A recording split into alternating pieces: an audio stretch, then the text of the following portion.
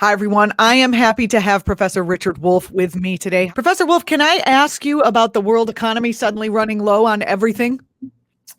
Yes, these are called supply chains. Again, it's the same craziness. Each business tries to figure out how can I get my supplies the cheapest possible so I can make more profit and I can outwit my competitors.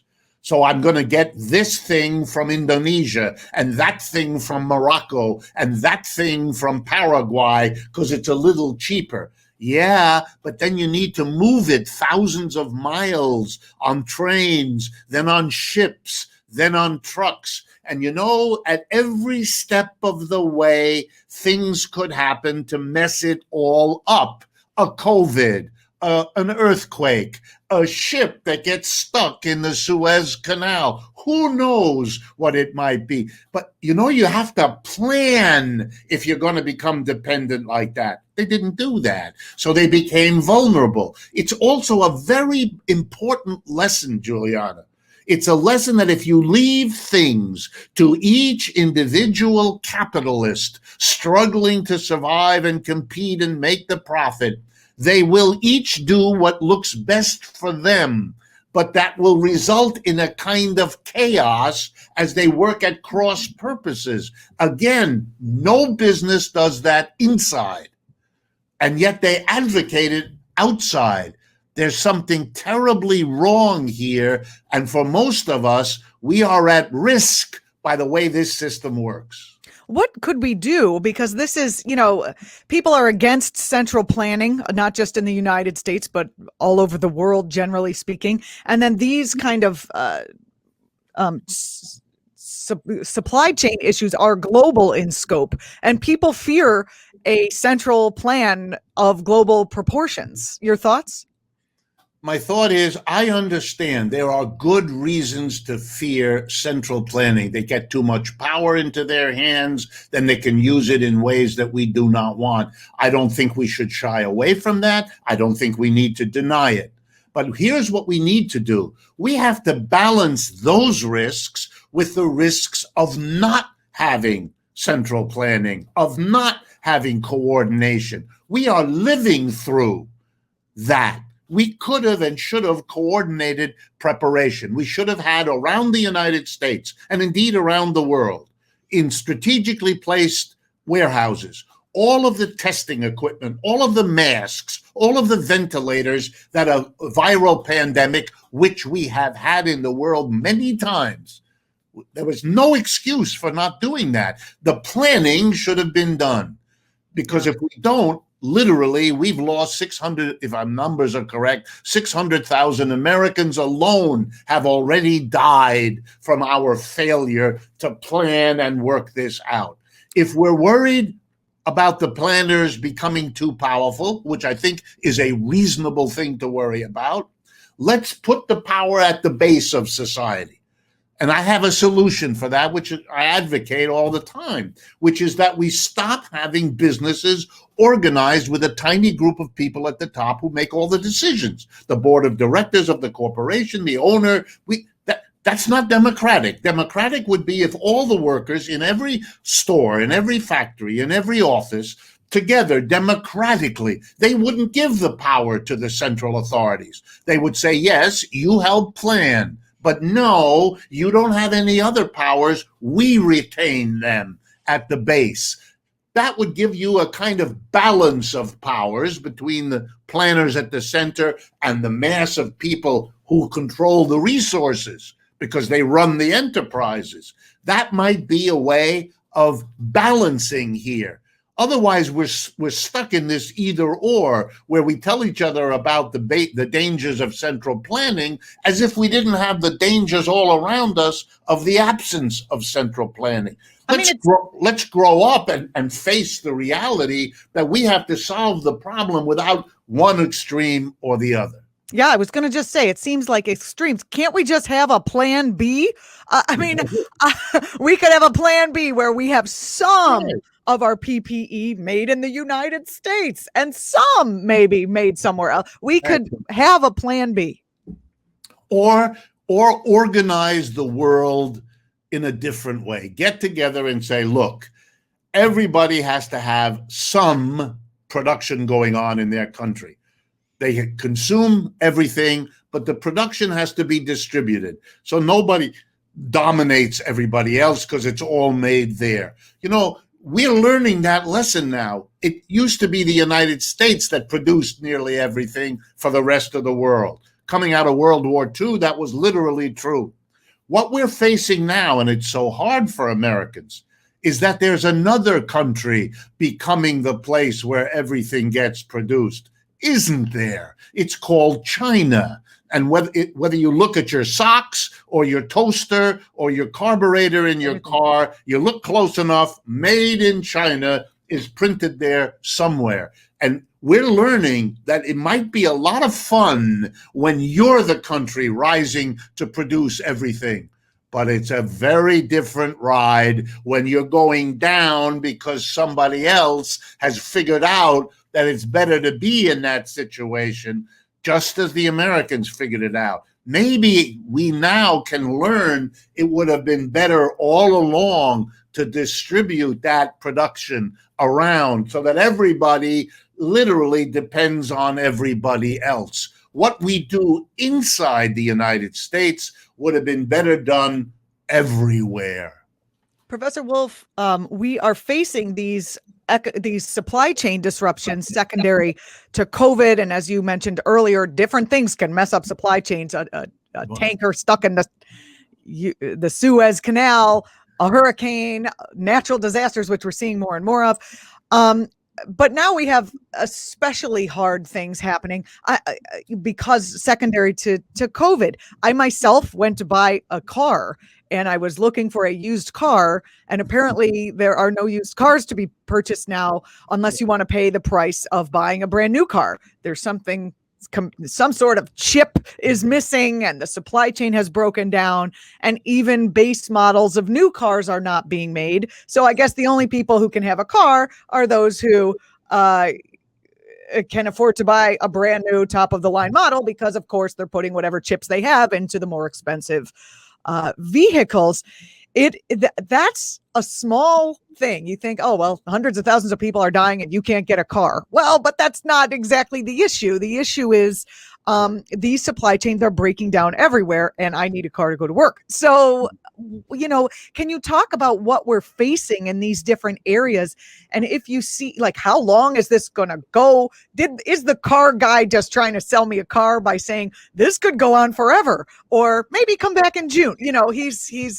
They don't know. Nobody knows when these things are going to resolve.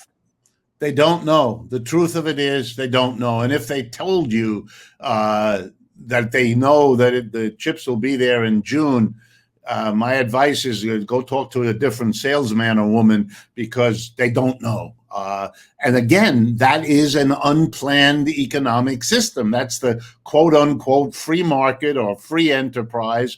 A market works that way. If things are scarce for whatever reason, the way a market works is all the people who want whatever it is that's scarce bid against each other because they know all of us can't get it. It's like 10 people wanting an ice cream cone and the vendor only has 2 cones left. Well, what are the 10 people going to do? One of them is going to get the bright idea, well, I'll give you $10 for that cone rather than whatever the normal price is. And the other person who really wants to give it to his daughter that he took to the park will offer even more. And you know what happens? All the people who can't afford ice cream at that price drop away until the 2 with the most money to spend get the scarce item.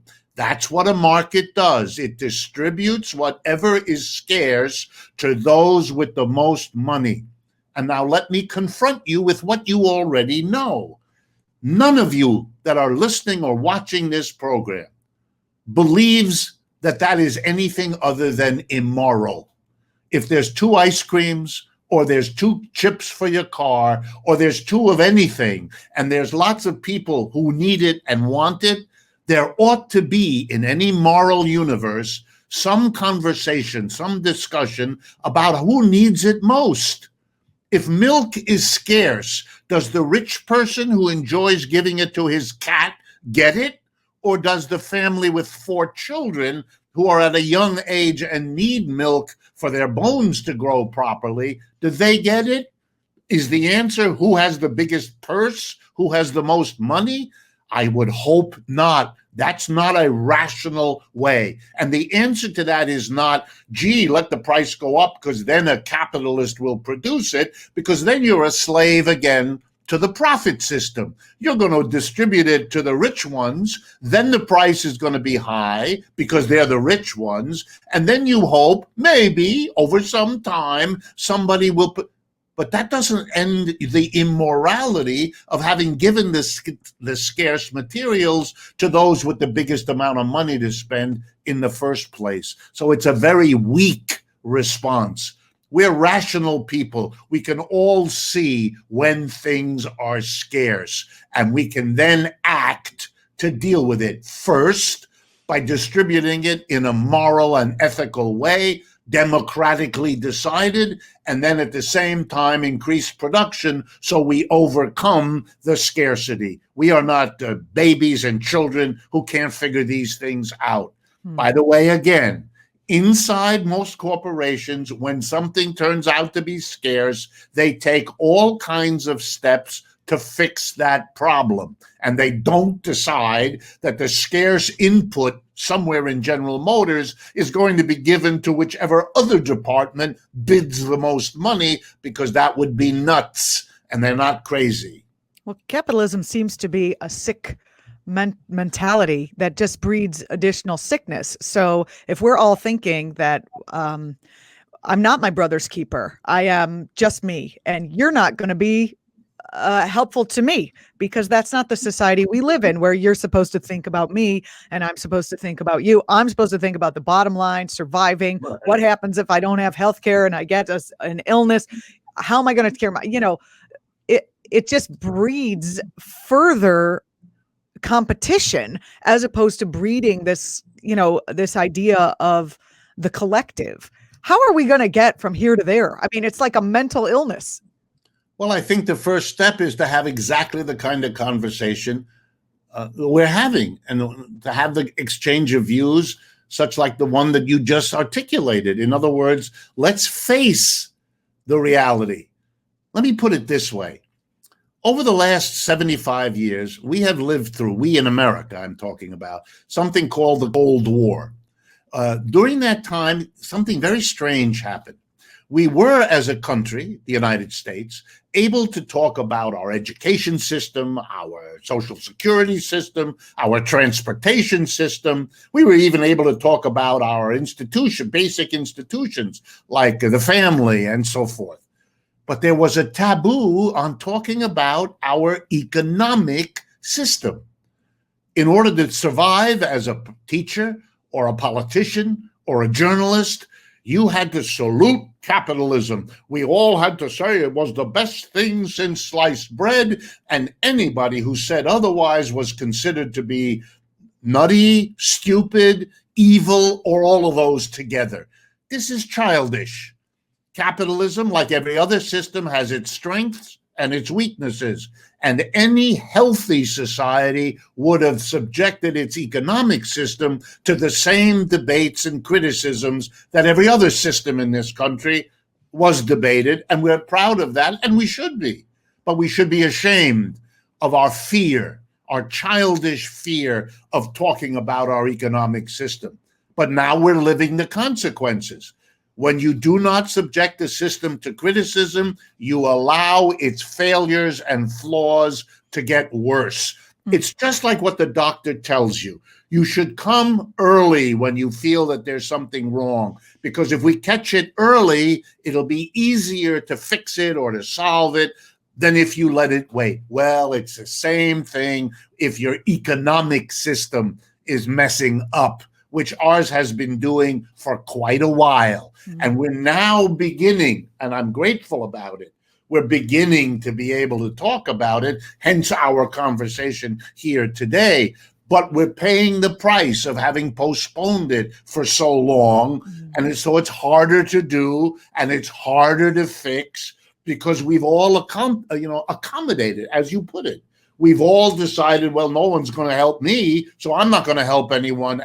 And then we all take care of ourselves, bumping into each other and making our lives harder than what they might have been had we been a little bit more co-respective. And here's the irony.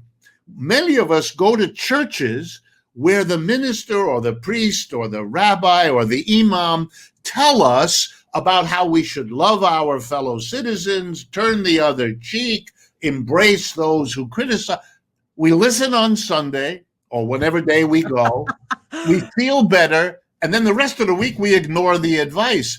And this is a very bad way to proceed and gets us into the kinds of messes we're now facing. Fascinating. It's always good to talk to you, Professor Wolff.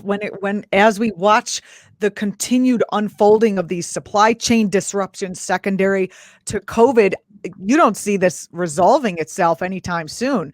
No. And it does also create more mental illness because people are anxious and we don't know how to make decisions on purchases, not purchases. How do you get ahead? Do you go to college right now or do you not? There are lots of As a professor, I can tell you, colleges are suffering dramatic cuts in enrollment. People are asking questions. What do I get by going to college beyond big, heavy debts that I can't possibly repay? Will I get a job that will ever allow me to get out from under these debts? What kind of jobs really are? I mean, look, I don't want to be the bearer of the bad news, and I'm hoping that you won't be angry at the messenger. But if I didn't say what I'm about to say, then I'd be dishonest, and there'd be no reason for you to bring me on your program.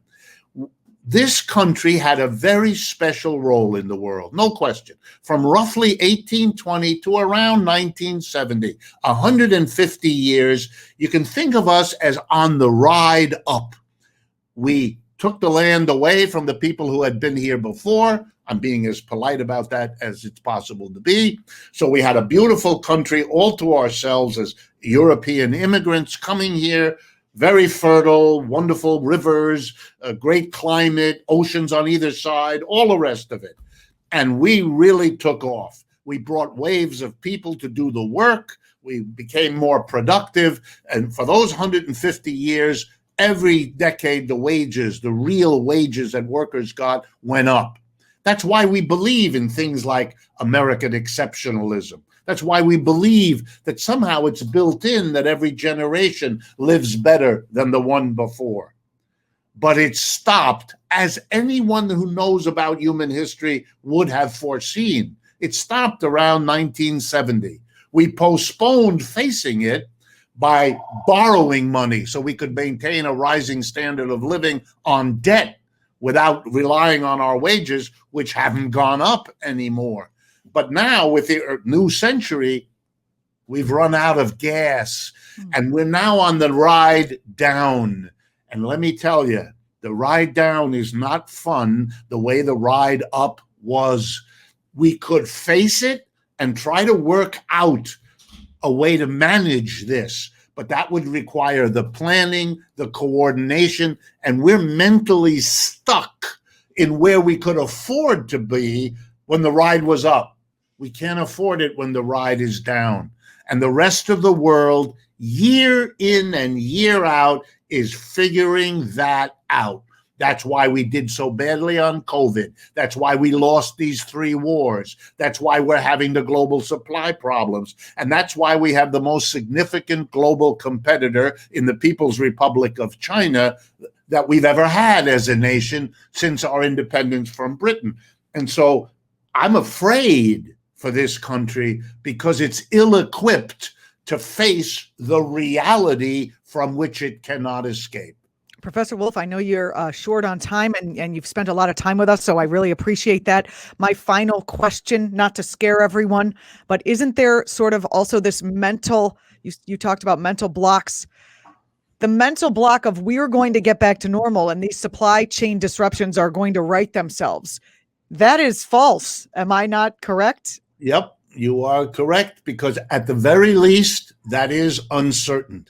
But I would go further, that there are plenty of signs to indicate that normal is not available, that is wishful thinking. It's the kind of thinking you always see in troubled times when people say, we should go back to the good old days. That's almost always wrong for two reasons. One, we can't go backwards. And two, the good old days weren't that good. And you better think a little bit longer. It's not really available. You either carve out a new and different future, or you're going to be condemned to continue a decline that's now already well established, and that is not going to go away. The Chinese are not going to go away. The competitors in Europe are not going to go away. The difficulties of the United States remain. Our unsolved racial problems, our unsolved climate disasters. I mean, let's face it. We either deal with these problems or the likely outcome is further decline. Professor Wolff, thanks for joining us today. I really appreciate it. If you are unfamiliar with Professor Wolff, where have you been? You need to go to YouTube and find his channel. Economic Update is the name of the show. It's also on radio stations. It's like, just ask your Alexa, play Economic Update, and it will come up.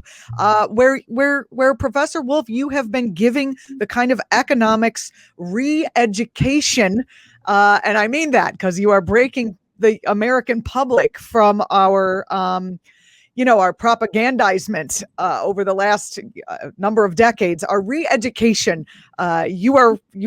I don't want to say single-handedly, but you are out there doing that for people, and I thank you for it. Well, I try, and I am very gratified and humbled by the audience that keeps growing for what we have to say. So I think Americans are figuring it out. And I think that's where the important reality of the future and the hope for the future is, that Americans will continue to have the courage that they've now shown to face up to these long postponed realities that really have to be dealt with if we have a chance of a decent future. Thank you so much. Thank you as well, Julianna. Thanks for watching, everyone. I'm Julianna Forlano. You can follow me on Twitter, where I occasionally tweet some interesting things about capitalism. Also follow act.tv. We're across platforms. We're here on YouTube and on Insta and even still on Facebook for now. Thanks for watching. We'll catch you next time.